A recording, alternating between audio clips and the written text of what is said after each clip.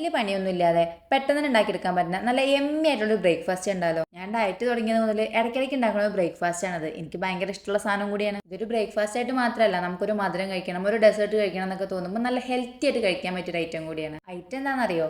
Mango chia seed pudding. കഴിഞ്ഞ ദിവസം ലുലുവിൽ പോയപ്പോൾ നല്ല മധുരമുള്ള മാങ്ങ കിട്ടിയിരുന്നു. അവിടെ ഞാൻ ടേസ്റ്റ് ട്രൈ ചെയ്ത് നോക്കിയിട്ട് വാങ്ങിയതാണ്. അപ്പോഴേ തീരുമാനിച്ചത് ഇന്നത്തെ breakfast mango chia seed pudding ഉണ്ടാക്കാന്ന്. അപ്പോൾ ഞാൻ എങ്ങനെ ഉണ്ടാക്കാൻ നോക്കാം. അതിന് വേണ്ടിയിട്ട് 2 സ്പൂൺ ചിയ സീഡ് എടുത്തിട്ട് അതിനകത്തേക്ക് കുറച്ച് പാൽ ഒഴിച്ചിട്ട് നല്ലോണം മിക്സ് ചെയ്തിട്ട് ചിയ സീഡ് ഒന്ന് കുതിരാൻ വേണ്ടിയിട്ട് മാറ്റി വെക്കാം. പാലില്ലെങ്കിൽ വെള്ളം ഒഴിച്ചിട്ട് കുതിർത്താലും മതി കേട്ടോ. എന്നിട്ട് അതൊന്ന് കുതിർന്നു വരുന്ന സമയം കൊണ്ട് ഒരു ഫുൾ മാംഗോ കട്ട് ചെയ്തതിന്റെ 1/4 ഭാഗം ഒരു ബ്ലെൻഡറിലേക്ക് ഇട്ട് കൊടുത്ത് മധുരത്തിന് ആവശ്യമായിട്ട് കുറച്ച് ഡേറ്റ്സും കൂടി ആഡ് ചെയ്തിട്ട് നല്ലോണം ബ്ലെൻഡ് ചെയ്തെടുക്കാം.